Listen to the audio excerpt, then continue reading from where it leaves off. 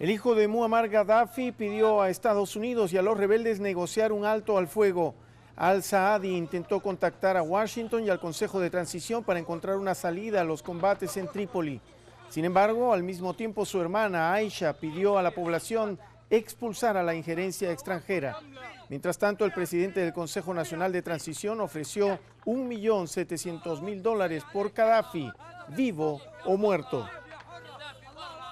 Hola, bienvenidos a las noticias en Hispanic News Network. Los saluda Alan Rivera. Revisemos los titulares de hoy, miércoles 24 de agosto de 2011. Quedó en manos de una juez el bloquear o dar luz verde a una de las leyes más drásticas contra los indocumentados en el país. El huracán Irene se intensifica mientras se aleja de Cuba y se enfila hacia la costa este del país.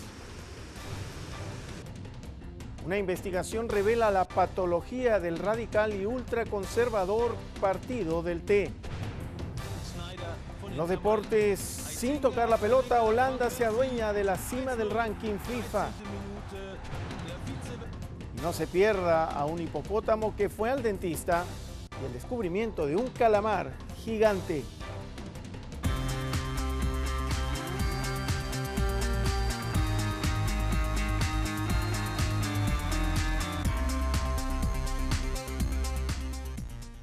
Una juez federal escuchó hoy los argumentos de representantes del gobierno de Barack Obama y de organizaciones hispanas, agrupaciones de interés público y líderes religiosos para determinar si la nueva ley de inmigración en el estado de Alabama constituye una agresión a las libertades civiles y es anticonstitucional, o si por el contrario protege los empleos de los estadounidenses y defiende las fronteras ante personas que viven ilegalmente en el país.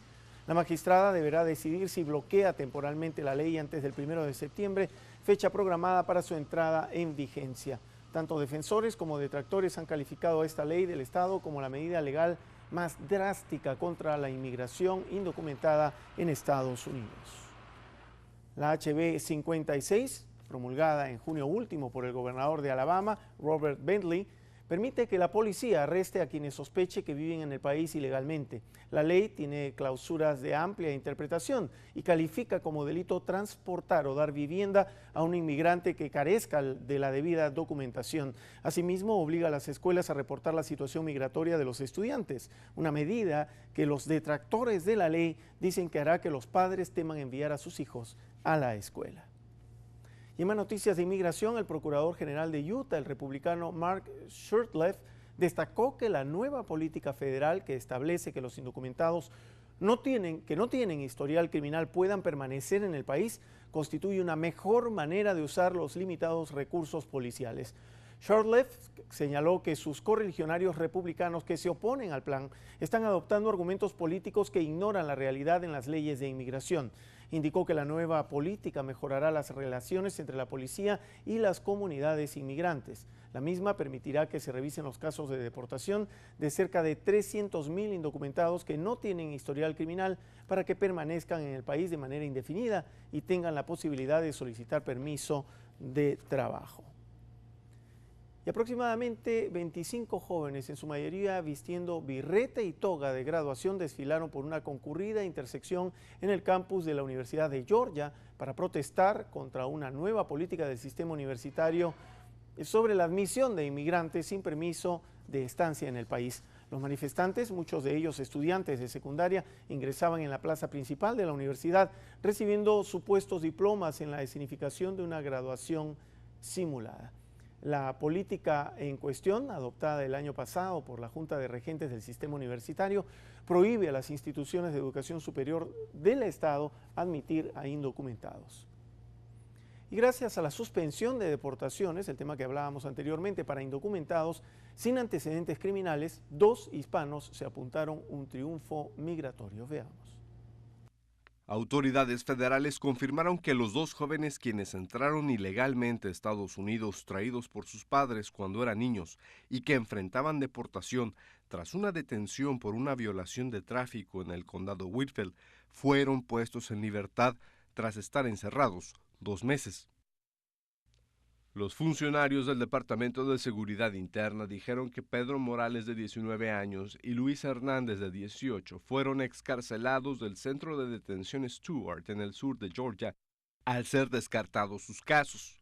Según Charles Cook, abogado de ambos jóvenes, dijo que el Servicio de Inmigración y Control de Aduanas renunció a deportarlos a México tras sostener que cumplen algunos de los criterios de las nuevas directrices federales.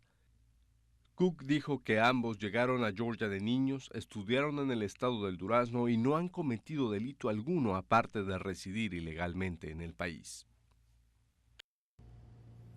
Bueno, hablábamos de dos hispanos exitosos en su afán por permanecer aquí en el país. Y ahora vamos a hablar del movimiento republicano, hablando del tema de inmigración. El movimiento ultraconservador conocido como Partido del Té ha logrado hacerse de un espacio importante y expectante en la vida política del país. Su postura antiinmigrante es claramente reconocida por la comunidad hispana, pero, como veremos en el siguiente informe, esa no es su única característica.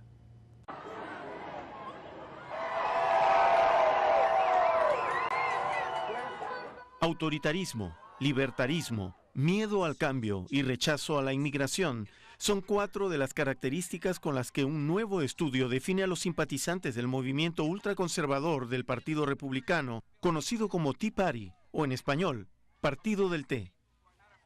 El estudio se basa en dos encuestas telefónicas hechas a más de 4,000 votantes registrados en Carolina del Norte y Tennessee, dos estados conservadores en los que el 46% de los consultados se mostró a favor del Partido del Té. Los investigadores encontraron que el 80% de las personas que se mostraron a favor de este movimiento consideraron, por ejemplo, que la obediencia de los niños es más importante que la creatividad y la autoridad es un valor importante. El miedo al cambio fue otra de las características que manifestaron los consultados. El 51% de los que simpatizan con el Partido del Té manifestó que estaba muy preocupado por los cambios de la sociedad estadounidense, como por ejemplo la asunción al poder del primer presidente de raza negra en el país. Así, el estudio lo describe como una rebelión del ala más conservadora del país o incluso un grupo racista contra el presidente Barack Obama, entre otros calificativos. El apoyo al libre mercado y una lealtad nostálgica a una visión de la era de la Revolución de Estados Unidos es otra de sus características. La frase "queremos salvar a Estados Unidos" fue la que más caracterizó a los simpatizantes encuestados. Finalmente, otra de las características es que el 18% de los simpatizantes del Partido del Té manifestó una postura hostil hacia los inmigrantes y la inmigración en general, frente a solo un 12% que manifiestan lo mismo entre los que no se identifican con ese movimiento.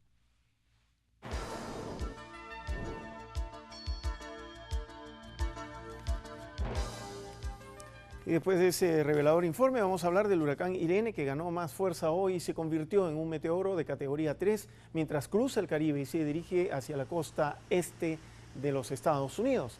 El Centro Nacional de Huracanes dijo que los vientos máximos sostenidos de Irene se incrementaron hasta 115 millas por hora y que el pronóstico es que se fortalezca durante los próximos días.